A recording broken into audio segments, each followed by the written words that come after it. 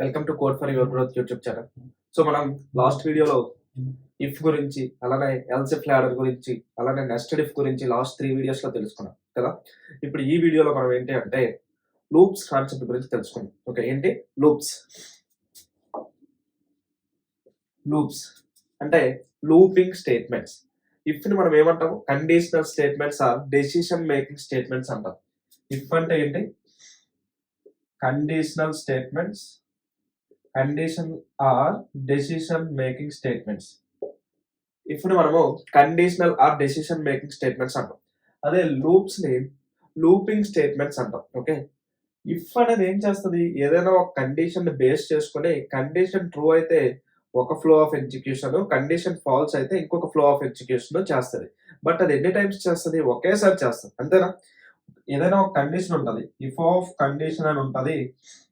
ఈ condition true అయితే మనకి ఈ ఫ్లో ఆఫ్ ఎగ్జిక్యూషన్ అనేది 1 టైం జరుగుతుంది. ఈ కండిషన్ ఫాల్స్ అయితే ఎల్స్ బ్లాక్ అనేది 1 టైం ఎగ్జిక్యూట్ చేస్తాం. ఓకే, అదే మనకి లూప్స్ అంటే ఏంటి అంటే ఏదైనా ఒక పర్టికులర్ టాస్క్ ని మల్టిపుల్ టైమ్స్ రిపిటేటివ్ గా చేయాలి అనుకుంటే అప్పుడు మనం యూజ్ చేయాల్సిన కాన్సెప్ట్ ఏంటి అంటే లూపింగ్ స్టేట్మెంట్స్. అంటే ఒక పర్టికులర్ టాస్క్ ఉంది, ఆ టాస్క్ మనము మల్టిపుల్ టైమ్స్ అంటే ఒక టాస్క్ ని రిపిటేటివ్ గా చేయాలి, అప్పుడు మనం యూజ్ చేయాల్సిన కాన్సెప్ట్ ఏంటంటే looping statements.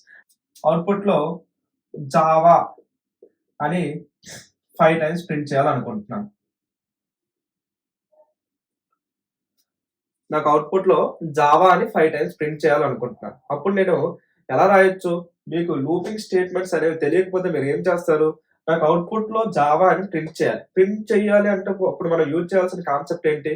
System dot out dot print statement అనేది యూజ్ చేయాలి. ఓకే, కాబట్టి మీరు ఎలా రాస్తారు ప్రోగ్రాము?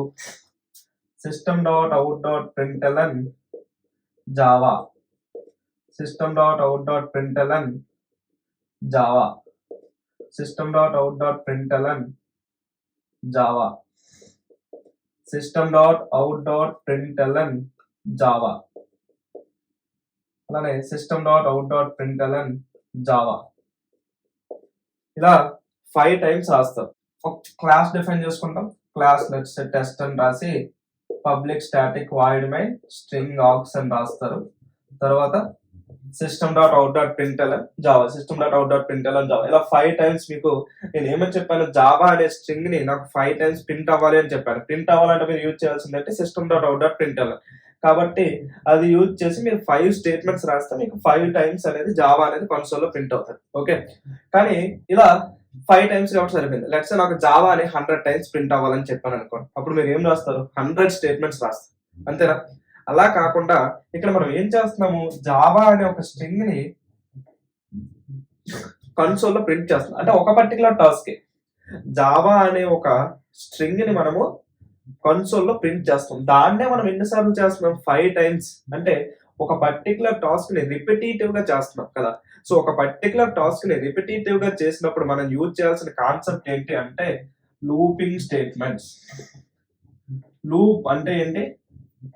రిపిటేటివ్. లూప్ అంటే ఏంటి అంటే మనం రిపిటేటివ్ గా ఒక టాస్క్ ని మల్టిపుల్ టైమ్స్ చేయాల్సి వస్తే అప్పుడు మనం యూజ్ చేయాల్సిన కాన్సెప్ట్ ఏంటి అంటే లూపింగ్ స్టేట్మెంట్స్ అనే కాన్సెప్ట్ యూజ్ చేయాలి. ఓకే, మనకి జావాలో టోటల్ 4 టైప్స్ ఆఫ్ లూప్స్ ఉన్నాయి.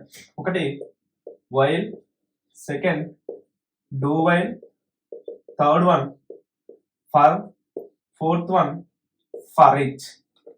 Okay, for each or extended for loop. For each or extended for loop.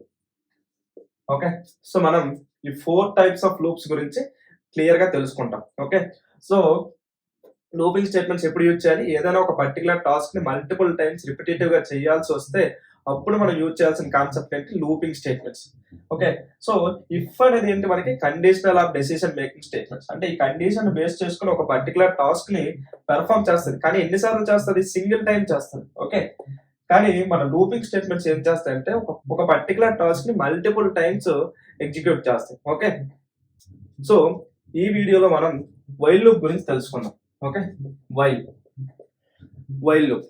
So while loop యొక్క సింటాక్స్ ఏంటి అంటే సేమ్ ఇఫ్ సింటాక్స్ ఎలా అయితే ఉంటుందో సేమ్ అలానే ఉంటుంది మనకి. ఓకే, ఇఫ్ సింటాక్స్ మన ఎలా ఉంటది? ఇఫ్ ఆఫ్ C1 ఇలా ఉంటుంది, అంతేనా? మనకి ఎల్స్ బ్లాక్ ఉంటే ఉంటది, లేకపోతే లేదు. అదే వైల్ లూప్ యొక్క సింటాక్స్ కూడా ఏంటి అంటే ఇఫ్ ప్లేస్ లో వైల్ ఉంటది అంతే. కాకపోతే వైల్కి ఎల్స్ బ్లాక్ ఉండదు. ఓకే, ఇఫ్ ఉన్నప్పుడు మాత్రం ఎల్స్ ఉంటుంది. సో ఇఫ్ ప్లేస్ లో మనకి వైల్ అనే వర్డ్ ఉంటుంది. వైల్ యొక్క సింటాక్స్ కూడా మనకి సేమ్ ఇఫ్ సింటాక్స్ లానే ఉంటుంది.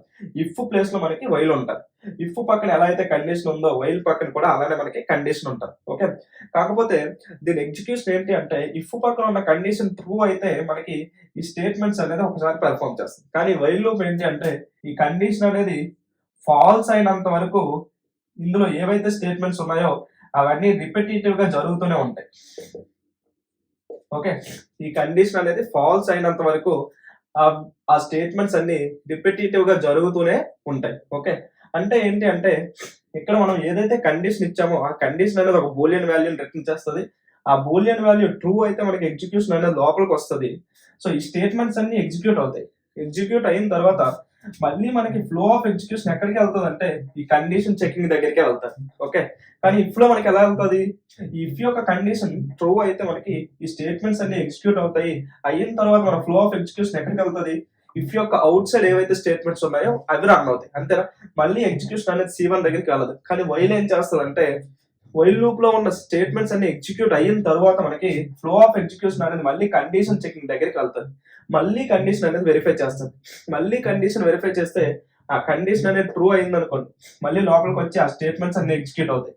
ఎగ్జిక్యూట్ అయ్యి మళ్ళీ ఫ్లో ఆఫ్ ఎగ్జిక్యూషన్ అనేది కండిషన్ చెకింగ్ దగ్గరికి వెళ్తారు. ఈసారి మనకి కండిషన్ అనేది ఫాల్స్ అయింది అనుకోండి, అప్పుడు మనకి ఫ్లో ఆఫ్ ఎగ్జిక్యూషన్ అనేది వైల్ యొక్క బయటకి అనేది వచ్చేస్తుంది. ఓకే, అదే కండిషన్ మళ్ళీ ట్రూ అయింది అనుకోండి, మళ్ళీ స్టేట్మెంట్స్ అన్ని ఎగ్జిక్యూట్ అయ్యి మళ్ళీ కండిషన్ చెకింగ్ దగ్గరికి వెళ్తారు. ఓకే, అంటే అంటిల్ అన్లెస్ ఆ కండిషన్ యొక్క వాల్యూ అనేది ఫాల్స్ అయినంత వరకు వైల్ లూప్ లో ఉన్న స్టేట్మెంట్స్ అనేవి ఎగ్జిక్యూట్ అవుతూనే ఉంటాయి.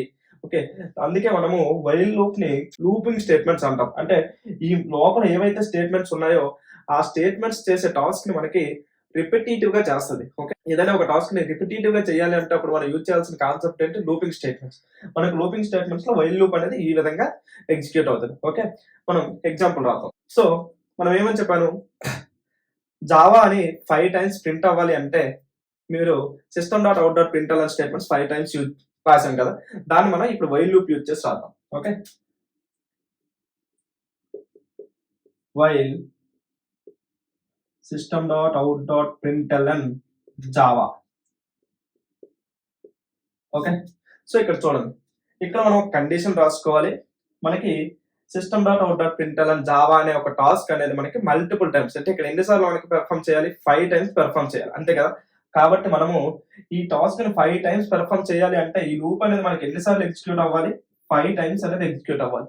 5 టైమ్స్ ఎగ్జిక్యూట్ అవ్వాలి కాబట్టి మనం ఏం చేయాలంటే ఏదైనా ఒక వేరియబుల్ తీసుకొని ఆ వేరియబుల్ యొక్క ఆ వేరియబుల్ ని 5 టైమ్స్ ఇంక్రీజ్ చేసుకుంటూ వస్తే మనకి ఆ 5 టైమ్స్ దగ్గర మనకి ఇది ఎగ్జిక్యూట్ అవుతుంది. లెట్స్ సే నేను int I ఈక్వల్ టు 1 అని తీసుకున్నా. int I ఈక్వల్ టు 1 అని తీసుకున్నా. I less than or equals to 5 అని రాశాను. ఇక్కడ I ప్లస్ ప్లస్ అని రాశాను. ఏమని రాశాను? I ఈక్వల్ టు 1 అని తీసుకున్నాను. ఓకే, అంటే I వాల్యూ అనేది నాకు ఇప్పుడు ఇనిషియల్ గా 1. Okay, so 1 less than or equal to 5. ఈ కండిషన్ ఏంటి మనకి? I less than or equal to 5 అంటే 1 less than or equal to 5. Condition true ఆ ఫాల్సా? Condition true. కాబట్టి మనకి ఎగ్జిక్యూషన్ అనేది లోపలికి వస్తుంది. లోపల ఏముంది? system.out.println జావా అని ఉంది. కాబట్టి అవుట్పుట్ లో నాకు ఏమని ప్రింట్ అవుతుంది? జావా అని ప్రింట్ అవుతుంది. నెక్స్ట్ ఏముంది? I ప్లస్ ప్లస్ అనే స్టేట్మెంట్ ఉంది. ఈ I ప్లస్ ప్లస్ అంటే ఏంటి? Post increment operator. కాబట్టి ఈ 1 అనే వాల్యూ ఎరేజ్ అయ్యి I వాల్యూ ఎంత అవుతుంది? 2 అవుతుంది. ఓకే, నెక్స్ట్ మనకి ఈ స్టేట్మెంట్స్ 2 కూడా ఎగ్జిక్యూట్ అయిన తర్వాత మన ఎగ్జిక్యూషన్ ఎక్కడికి వెళ్తుంది? మళ్ళీ కండిషన్ చెకింగ్ దగ్గరికి వెళ్తుంది. ఇక్కడ మళ్ళీ మనకి I less than or equals to 5 అని ఉంది. ఇప్పుడు I వాల్యూ ఎంత ఉంది మనకి? 2 ఉంది. అంటే 2 less than or equals to 5. Condition true ఆ ఫాల్సా? ట్రూ. కాబట్టి మళ్ళీ మనకి లోపలికి ఎగ్జిక్యూషన్ వస్తుంది system.out.println జావా. కాబట్టి జావా అని ప్రింట్ అయింది. నెక్స్ట్ I వాల్యూ ఏమైంది? I ప్లస్ ప్లస్ అంటే I వాల్యూ 2 నుంచి 3కి అయింది. ఓకే, సో మళ్ళీ ఎగ్జిక్యూషన్ ఎక్కడికి వెళ్తుంది? కండిషన్ చెకింగ్ దగ్గరికి వెళ్తాం. ఇక్కడ I less than or equals to 5. I value ఎంత ఉంది? 3. 3 less than or equals to 5 అంటే కండిషన్ ట్రూ ఆ ఫాల్సా? ట్రూ. కాబట్టి మళ్ళీ ఎగ్జిక్యూషన్ అనేది మనకి ఇక్కడికి వస్తుంది. ఇక్కడ మనకి ఏముంది? system.out.println Java. కాబట్టి జావా అని ప్రింట్ అవుతుంది. Next I plus plus I value 3 నుంచి 4 అవుతుంది. ఓకే, 4 అయ్యి మళ్ళీ కండిషన్ చెకింగ్ దగ్గరికి వెళ్తాం. I less than or equals to 5 అంటే 4 less than or equals to 5. Condition true or ఫాల్సా? ట్రూ. కాబట్టి మళ్ళీ system dot out dot print Java అంటే జావా ప్రింట్ అవుతుంది. Okay, next I plus plus I value 4 నుంచి 5 అవుతుంది. ఓకే, ఇప్పుడు మళ్ళీ condition checking 5 less than or equals to 5. Condition true or ఫాల్సా? ట్రూ. కాబట్టి లోపలికి వచ్చి system dot out dot print Java అంటే జావా ప్రింట్ అవుతుంది. Okay, next I plus plus I value ఎంత అవుతుంది? 6. ఇప్పుడు కండిషన్ చెకింగ్ దగ్గరికి వెళ్తే ఇక్కడ ఐ వాల్యూ ఎంత ఉంది? 6. 6 less than or equals to 5. Condition true or ఫాల్సా? ఫాల్స్. కాబట్టి లోపలికి అనేది ఎగ్జిక్యూషన్ రాదు, మనకి వైల్ యొక్క బయటకు వచ్చేస్తుంది. అంటే ఇక్కడ ఏమైనా స్టేట్మెంట్స్ ఉంటే అవి రన్ అవుతాయి. ఇక్కడ మనకి ఎటువంటి స్టేట్మెంట్స్ లేవు కాబట్టి ఏది రన్ అవుతుంది. కాబట్టి మనకి ఏమవుతుంది? 5 టైమ్స్ అనేది జావా అనే స్ట్రింగ్ అనేది ప్రింట్ అయింది. ఓకే, అంటే ఇక్కడ మనం ఏం చేసాము? జావా అనే స్ట్రింగ్ ని 5 టైమ్స్ ప్రింట్ చేయాలి అన్నాం. అంటే ఒక పర్టికులర్ టాస్క్ ని రిపిటేటివ్ గా 5 టైమ్స్ చేయాలి అనుకున్నాం. కాబట్టి అక్కడ మనం ఏం యూజ్ చేసాము? వైల్ లూప్ స్టేట్మెంట్ అనేది యూజ్ చేసాం. ఓకే, సో ఒకసారి దీన్ని అరేంజ్ చేసి మళ్ళీ క్లియర్ గా రాస్తుంది. మొత్తం క్లంజీ అయిపోయింది. సో ఇక్కడ మనం ఏం చేసాము? ఈ I less than or equals to 5 అనే కండిషన్ ని మనము వెరిఫై చేస్తున్నాం.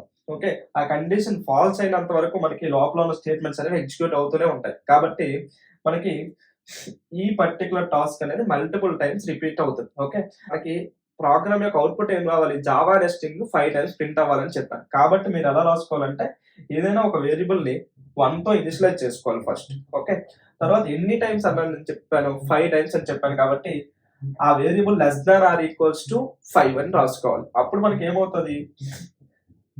ఆ వేరియబుల్ అనేది 5 అయినంత వరకు రిపిటేటివ్ గా జరుగుతుంది. అంటే 1 2 3 4 5 ఇవి అయినంత వరకు మనకి ఏమవుతుంది? ఈ టాస్క్స్ అనేవి రన్ అవుతాయి. ఎప్పుడైతే ఇది 6 అవుతుందో అప్పుడు మనకి ఈ టాస్క్స్ అనేవి రన్ అవ్వవు. ఓకే, సో ఇది మనకి 5 టైమ్స్ రన్ అవ్వాలి అంటే మనం ఏం చేయాలి? ఐ ప్లస్ ప్లస్ అనేది యూజ్ చేయాలి. అంటే ఐ వాల్యూ అనేది ఎవ్రీ టైం 1 by 1 ఇంక్రిమెంట్ చేయాలి. కాబట్టి మనము ఐ ప్లస్ ప్లస్ కానీ లేకపోతే ప్లస్ ప్లస్ ఐ కానీ యూజ్ చేయాలి. ఓకే, అప్పుడు ఏమవుతుంది? ఐ వాల్యూ అనేది 1 by 1 ఇంక్రిమెంట్ అవుతుంది. కాబట్టి ఈ టాస్క్ అనేది మనకి 5 టైమ్స్ రిపిటేటివ్ గా జరుగుతుంది. ఓకే, సో మనం ఇలా రాసాం కదా, జావా అని 5 టైమ్స్ ప్రింట్ అవ్వాలంటే ప్రోగ్రామ్ ఇలా రాసాం. ఇంకా మనం ఐ ప్లస్ ప్లస్ అని రాసాం. ఎందుకు? మనం ఇక్కడ ఏదైతే వేరియబుల్ ని మనము ఆ కండిషన్ చెకింగ్ లో రాస్తున్నామో ఆ వేరియబుల్ అనేది మనం ఖచ్చితంగా అప్డేట్ చేయాలి. అప్డేట్ చేయకపోతే మనకి ఏమవుతుంది అంటే ఈ కండిషన్ అనేది ఎప్పుడు కూడా ట్రూ అవుతుంది. కండిషన్ ఎప్పుడు ట్రూ అయితే మనకి ఏమవుతుంది అంటే ఇన్ఫైనైట్ లూప్ అనేది వస్తుంది. ఏమొస్తుంది? Infinite loop. అంటే ఈ కండిషన్ అనేది ఎక్కడో దగ్గర మనకు బ్రేక్ అవ్వాలి. బ్రేక్ అవ్వకపోతే ఏమవుతుంది? ఈ స్టేట్మెంట్స్ ఏవైతే ఉన్నాయో లోపల వైల్ లూప్ లోపల అవన్నీ ఆల్వేస్ ఎగ్జిక్యూట్ అవుతూనే ఉంటాయి ఇన్ఫైనైట్ టైమ్స్. కాబట్టి అప్పుడు మనకి ఇన్ఫైనైట్ లూప్ అనేది అవుతుంది. ఓకే, అదే ఇప్పుడు మనం ఐ ప్లస్ ప్లస్ అనే స్టేట్మెంట్ ఇక్కడ రాయలేదు అనుకోండి, చూద్దాం ఒకసారి ఏమవుతుంది.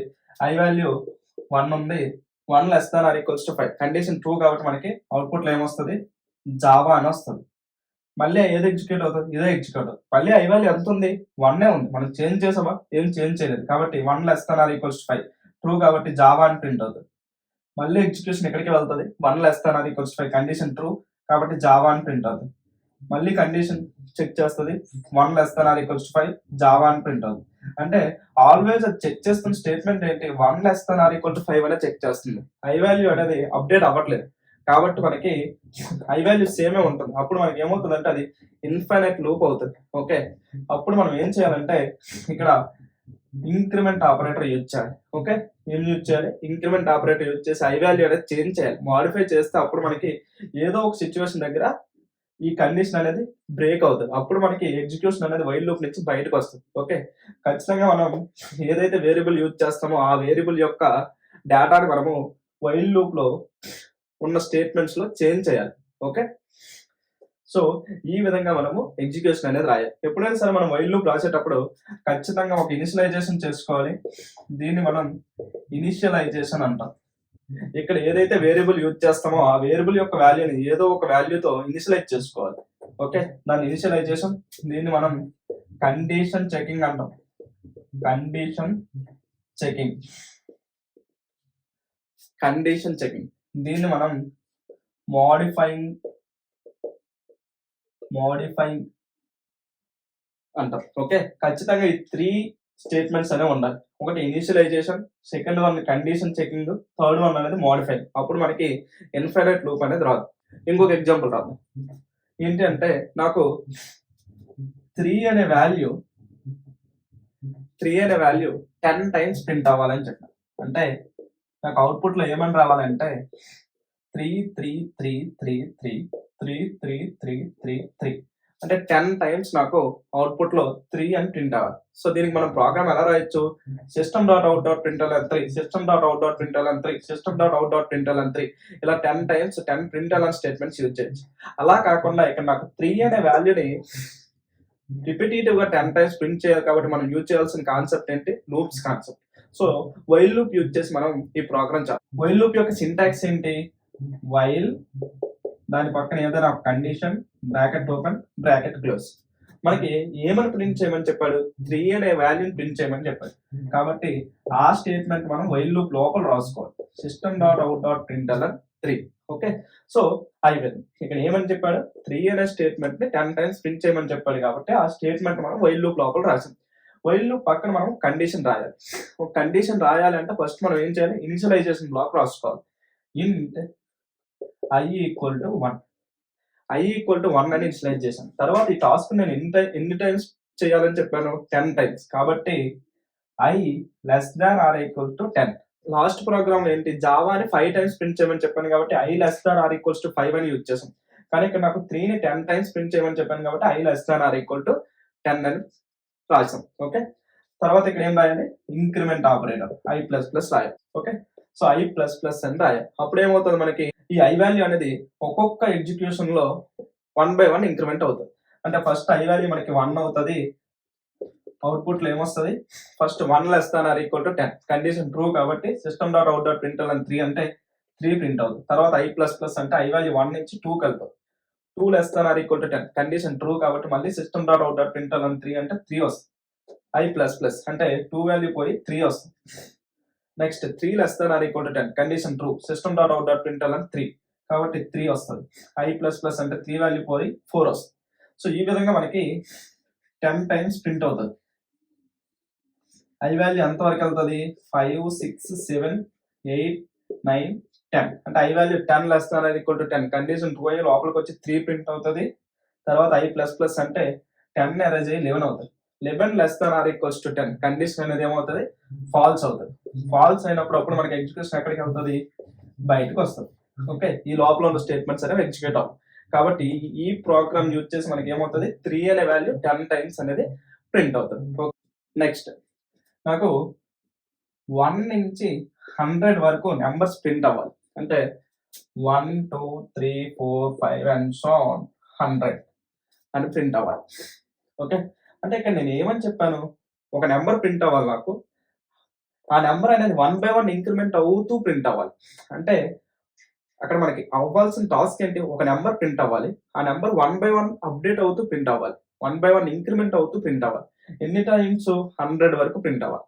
అంటే అక్కడ మనకి ఒక టాస్క్ అనేది రిపిటేటివ్ గా జరుగుతుంది. అంటే ఒక నెంబర్ ని ప్రింట్ చేయాలి కాబట్టి అప్పుడు మనం యూజ్ చేయాల్సిన కాన్సెప్ట్ ఏంటి?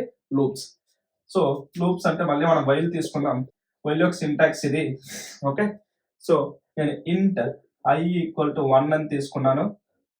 ఇంట్ i ఈక్వల్ టు 1 అని తీసుకున్నాను. ఇక్కడ మనం ఏం రాయాలి? i less than or equals to 100 వరకు కాబట్టి i less than or equal to 100 అని రాయాలి. ఓకే, i వాల్యూ 1 తీసుకున్నాను. i less than or equal to 100. ఇక్కడ నేను system.out.println ఏం రాయాలి?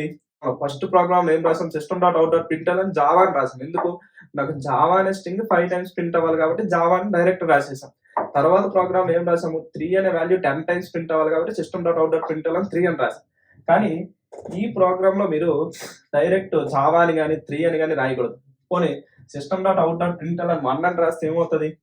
1 అనే వాల్యూ 100 టైమ్స్ ప్రింట్ అయిపోతుంది. కానీ నాకు ఇక్కడ ఏం రావాలి?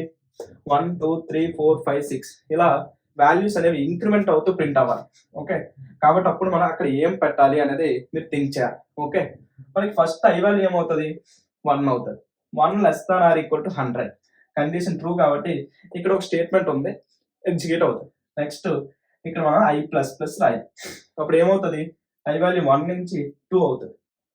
2 less than or equal to 100 condition true కాబట్టి ఈ స్టేట్మెంట్ ఎగ్జిక్యూట్ అవుతుంది. నెక్స్ట్ i వాల్యూ 3 అవుతుంది. Next 3 less than or equal to 100 4 అవుతుంది. ఇలా ఎక్కడి వరకు వెళ్తుంది? 100 ఎగ్జిక్యూట్ అవుతుంది.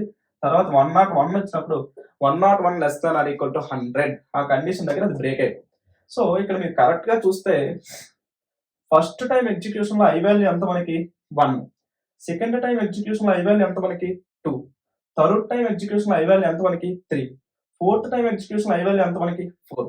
ఇక్కడ మనకి అవుట్పుట్ కూడా చూస్తే మీకు అలానే వస్తుంది. ఫస్ట్ 1 రావాలి, తర్వాత 2 రావాలి, తర్వాత 3, తర్వాత 4 రావాలి. ఇక్కడ మనకి ఏదైతే ప్రింట్ అవ్వాలనుకుంటున్నామో సేమ్ వాల్యూస్ 1, 2, 3, ఫస్ట్ ఇటరేషన్ లో 1, సెకండ్ ఇటరేషన్ లో 2, థర్డ్ ఇటరేషన్ లో 3. మనకి ఐ వాల్యూ అనేది కూడా అలానే ఇంక్రిమెంట్ అవుతూ వస్తుంది. ఫస్ట్ ఇటరేషన్ లో 1, సెకండ్ ఇటరేషన్ లో 2, థర్డ్ ఇటరేషన్ లో 3.